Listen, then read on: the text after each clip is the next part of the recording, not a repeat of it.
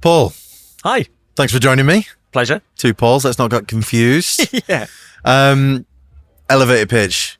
Who are you? What do you do? How do you help people? What problem do you solve? Elevator pitch, go.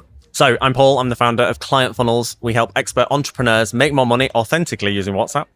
It's like you've practiced that. Yeah. Yeah. That's what happens when you come to Ideas Fest. Yeah, good. You just practice it in every tent you walk around. Full on nailed that, yeah. Very clear as well, actually. I don't think people think of WhatsApp as a marketing channel very often, do they? No. WhatsApp's one of those really weird things where people see it as like, it's like protected space. It's where they have their friends, their family, PTA chat. It's those groups, football groups.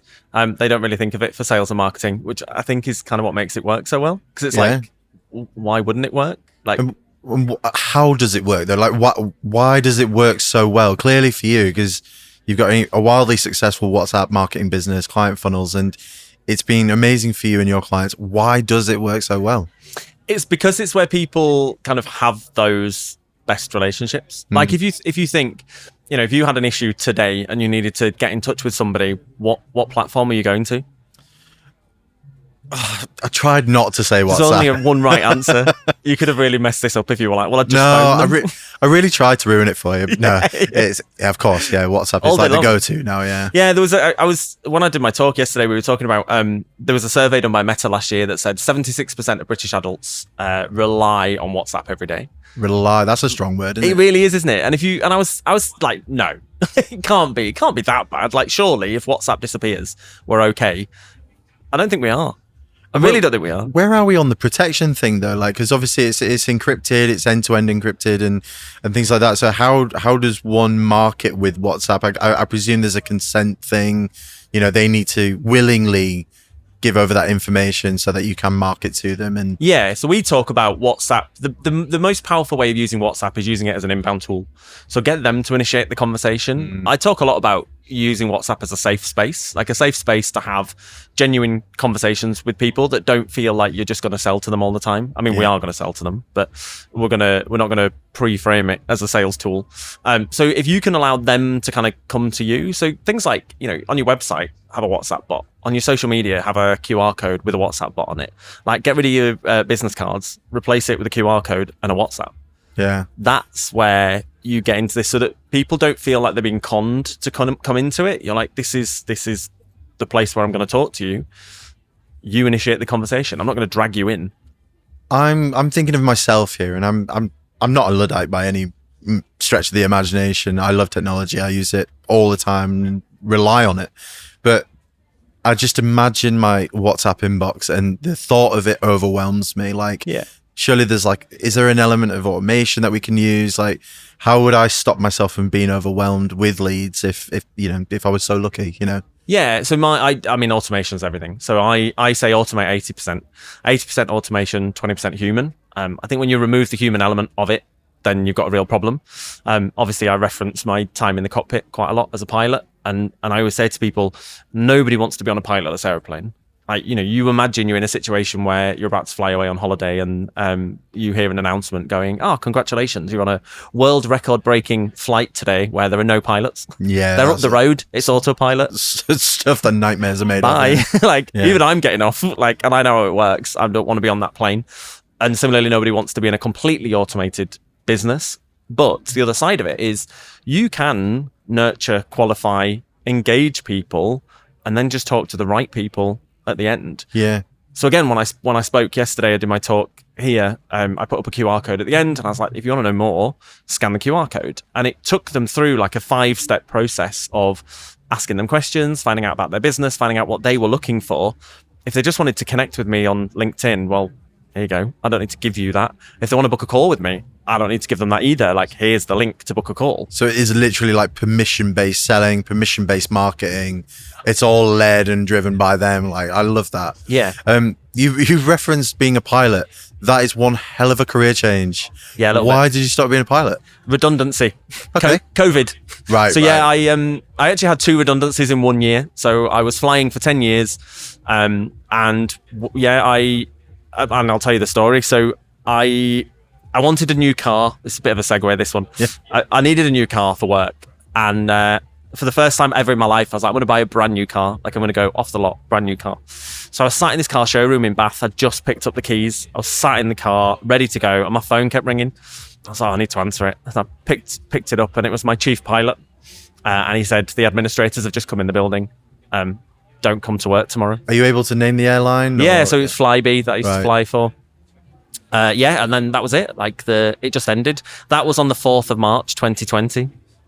Well, 5 days later. My wife works in travel, and I remember her telling me about Flybe going under. Yeah. Because they had a couple of sketchy periods anyway where they had to like be bought out, or there was some investment. If they didn't find it, administrators would be brought in and all that kind of stuff. So, but you said you had 2 redundancies in 1 year. Yeah. Same company? No, so the previous year I used to fly for BMI, British Midland. Right. And they collapsed in April 2019. And then March 2020. So I lost the second one. What stopped you from just going for another airline, or why? COVID predominantly. Right. So okay. we went into lockdown, and there were no flying jobs. Like, the aviation industry kind of went into chaos a little bit. I've got loads of friends that, you know, they were furloughed, they were sat around at home, things just weren't really moving. But I was like, I need to do something. I need to do something a bit different. I originally, and this surprises everybody when I tell them this, I was like, I'm going to set up a business. Like, I'm just going to do a part-time thing on the side. Tried to think about what I was good at, what I could use. And a friend of mine who worked for the NHS at the time was like, there's a lot of skills from aviation that would be transferable into the NHS. At the time, the NHS were doing some work with Formula One. So they were trying to see how Formula One would use pit stops to improve A&E wait times. So it's like this really bizarre way of working, but it kind of makes sense. Yeah, of course it does, yeah. So they were looking at other industries to see where they could learn. So my friend was like, do you know what? You could set up a wellbeing business. You know, those things that nobody did during lockdown? Yeah. I think I never... Yeah, no, I didn't really hear about them. Yeah. No. I am one of those statistics. So yeah, I was like, I'm going to set up this wellbeing business. I'm going to teach resilience, and I'm going to go into the NHS because there's loads of money in the NHS. I can make an absolute fortune.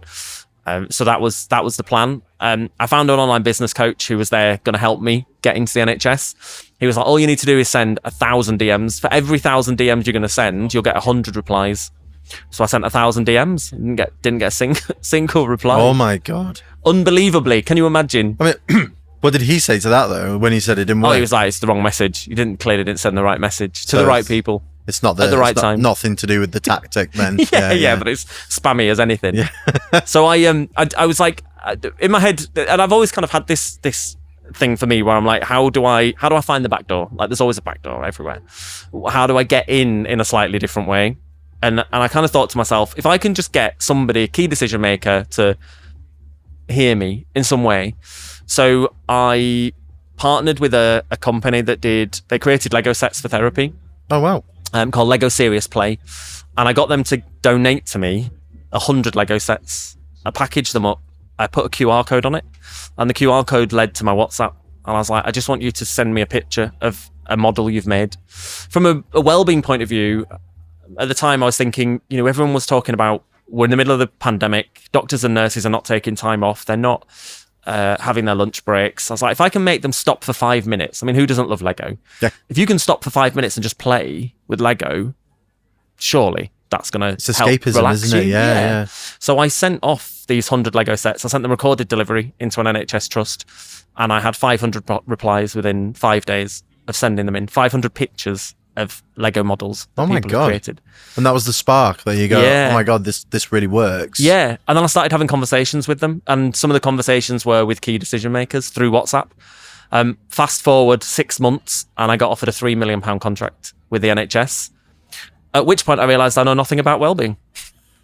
I was right, like, okay. I don't actually have anything to sell them. They've offered me a contract for something that doesn't exist, that frankly I'm not qualified to deliver. So you're faced with a £3 million contract and you turned it down? Yeah. I know. I mean, my wife's that's not a happy. normal thing to do, is it? What were you thinking? I'm not normal though. I think, do you know, we were in the height of the pandemic, and I was having these calls with people from the NHS, and I was seeing the struggles they were having, and I was just like, I'm not qualified to deal with this. Like, I can't help you with the problems you've got. There are better people than me. Just, you know, I used to fly an airplane for a living. I'm not here to It's help very people with their dignified. mental health. It's very dignified. It shows Yeah. integrity, I think, there, because I think 99% of people in that situation would have gone, take it, figure it out later. And like, Yeah. I don't think That was the it plan. wouldn't have been the right thing to do, right? No, it really wouldn't. It was a long journey of like, is this the right thing to do? Should I really do this? I realized during that though as well that what I actually really enjoyed was the chase of getting to the person, finding the person who was ultimately going to talk to me. That's what I really enjoyed. Business development, sales, And then that's when I was like, actually, this is the business. Like, that's the idea. Like, and I realized then that, you know, the number, if you think of the NHS is the perfect example. If you want to sell into the NHS, it's gatekeeper after gatekeeper after gatekeeper after gatekeeper. And I've got someone's personal WhatsApp number.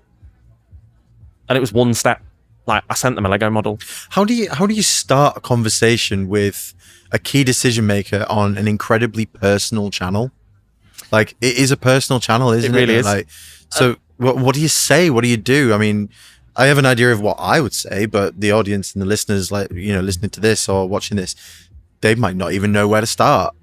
Do you know, it's really interesting, and I think I'm going to have a slightly cop-out answer of I don't actually have the answer for people, because the answer is you just be yourself. Like, you just talk to them the way you would talk to anybody else. So there's always a prompt. There's always a prompt that starts conversation. And in that situation, it was the Lego model. So they would just send me back a Lego model. And I was like, oh, you know, what is it? What have you made? And then they're like, oh, I didn't think about that. And then they'd tell me what they've made. And then I could reply and say, oh, to me, it looks like this. Mm. And then you start to build that rapport through just having that conversation. I'm glad you've said that word, because I think rapport is something people look over massively. Like, it's, you know, we need to go beyond being just transactional, don't we? We need to build genuine rapport. And I think it's a skill that not a lot of people actually have, weirdly enough. Like, you know, you might not spend loads of time on building rapport, but it's such a key element of the sales journey, isn't it? It really is. And I always say to people, especially with WhatsApp, and I think this is one of the reasons why WhatsApp's so powerful, you have to earn the right to sell to somebody inside WhatsApp. You can't just charge in there. If you think about, there's so many social platforms out there right now that have been ruined by people just selling all the time. LinkedIn being one of them. Yeah, I used to love LinkedIn. It was like the place I used to hang out. Like, when I was really trying to get into the NHS, it was a great place. I'd be having some really good conversations with people.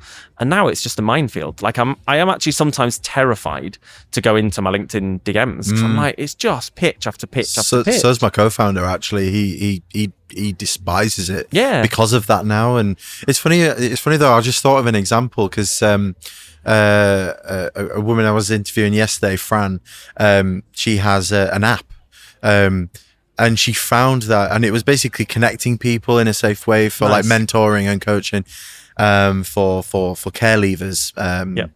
And what she found was that she had a real bad retention problem, because people were connecting on there, and then they stopped using it, and she got close to the problem, and they were taking it onto WhatsApp, and I was just like, oh my God, well, of course. And she got close to the problem and solved it, of course. But that was like, of course, that makes sense. Yeah, because everyone loves chatting on WhatsApp. It's encrypted, it's private, and it's a safe space, like you say. So yeah, it makes massive sense. And I do think right now, and back to the thing of social media, like, safety is everything right now. Like, you've got to feel safe as the buyer. You've got to feel safe going into someone else's WhatsApp to talk to them.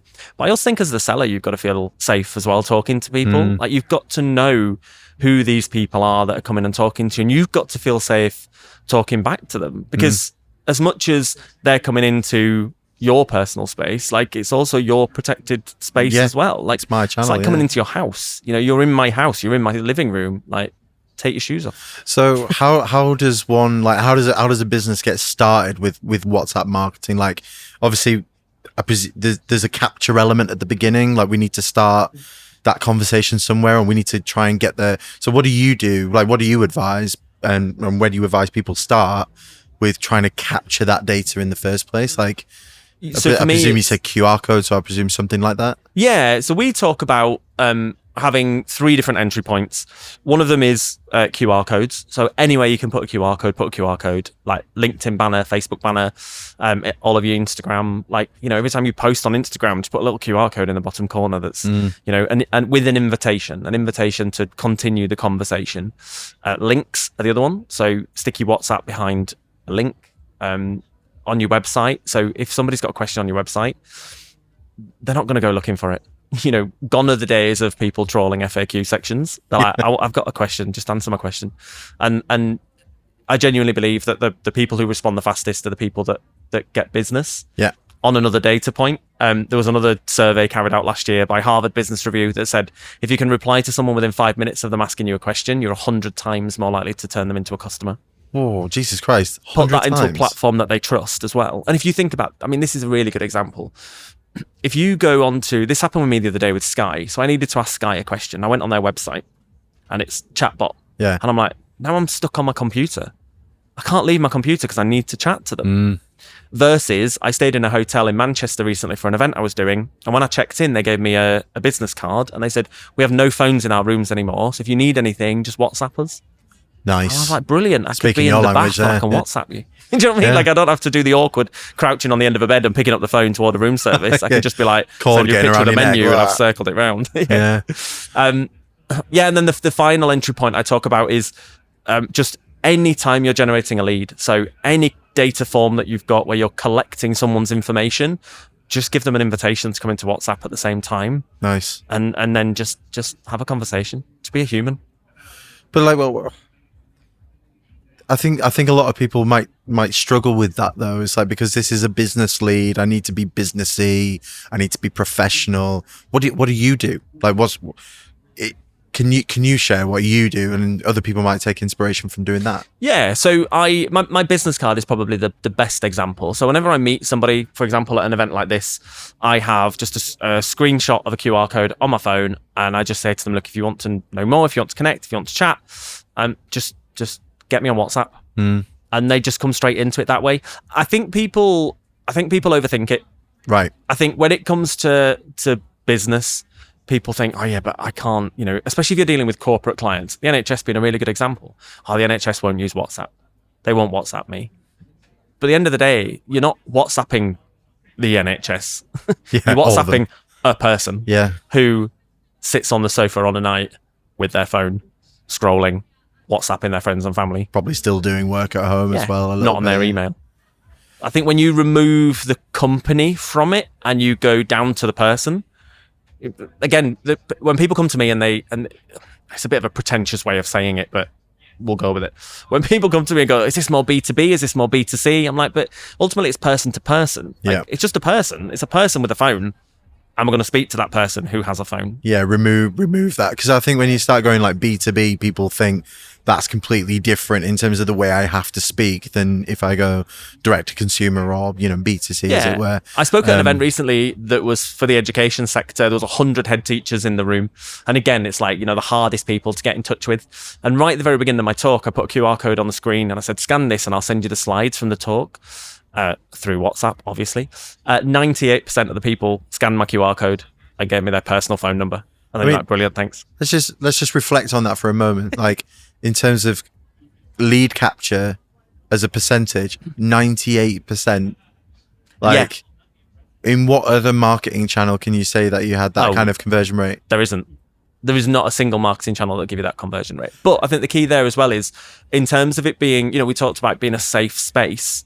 They knew why they were coming into my WhatsApp. Yeah, they wanted important. the slides, and it's like, you're going to come into the WhatsApp, and then there's an invitation to continue the conversation. So it's not just give me a number. Yeah, because I can imagine how that conversation would go. It's like, oh, here are the slides. Thanks very much for listening to me. Did you enjoy it?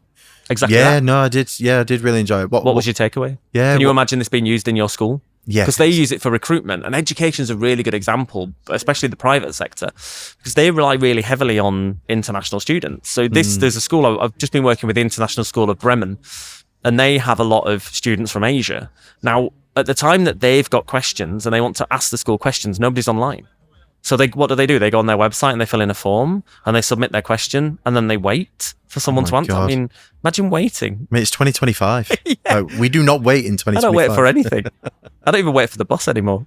I mean, I waited an hour for a pizza, but I was shocked earlier on when I waited like 10 minutes for a coffee.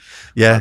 You've got to be aware of me WhatsApping you my order. But that's an important point, though. Is like, people want things instantly now, don't they? Like, it's not about delayed gratification or anything like that. It's completely different. But people want instant answers because we have ChatGPT. Even Google is instant. Like, we want those answers. We want to know now. And if we can't find it out now, we'll go somewhere else and find out. Yeah. And the other place they're going to go to is your competitor. Likely, yeah. And if your competitor answers first, we were saying before, weren't we? The saying of you don't have to be the best anymore, you just have to be the fastest. Yeah, and I think that's so true. I think it's completely true. Yeah, it's really true. I have lost clients to people that I believe are not as good at the service we deliver because they responded faster than we did. And every time I'm like, do you know what? We missed out because we weren't fast enough.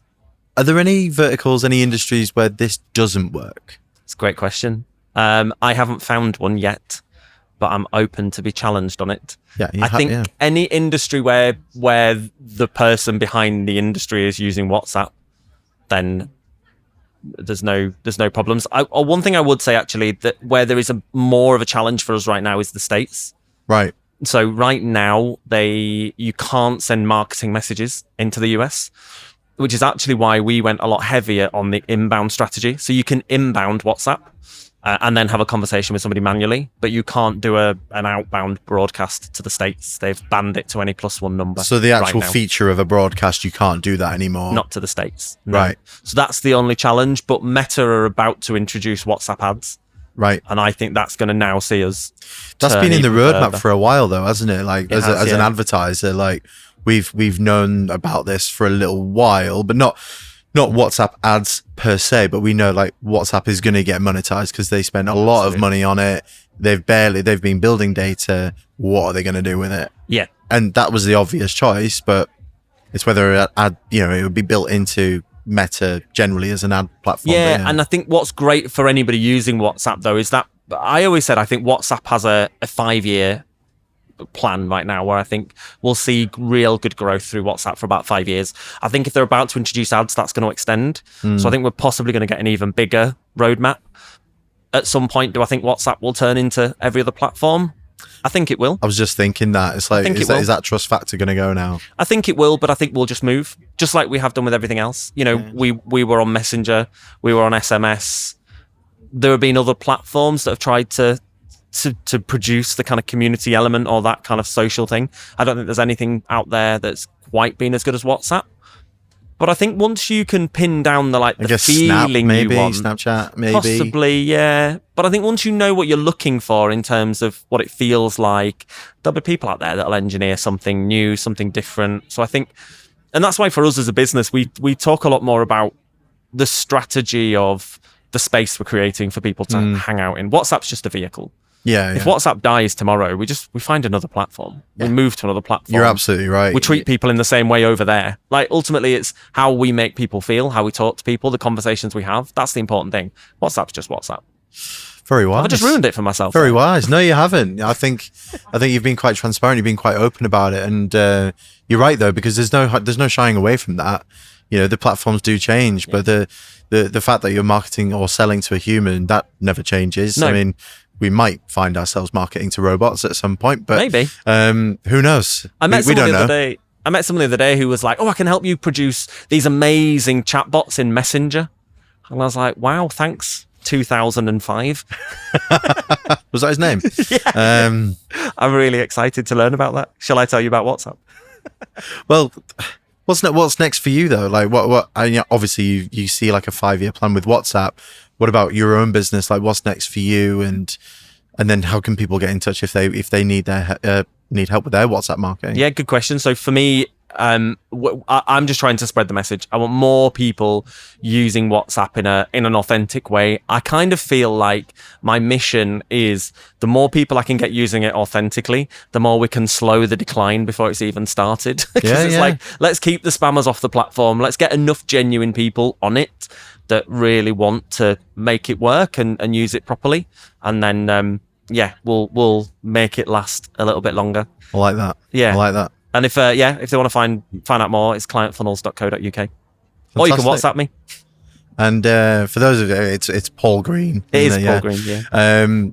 Brilliant. And you're all over socials, I presume. And I try to be, yeah. Meta have just the platform that we use to run our WhatsApp has just created an integration with Instagram.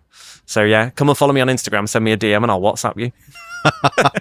got living and breathing your brand there, aren't you? I know, right? Excuse me. Paul, this was amazing. Thank you so much for coming on. I think that's really valuable. I think not many people think about WhatsApp as a channel. We said that at the beginning. I definitely don't think it'll be one of those things that people will get used to over time.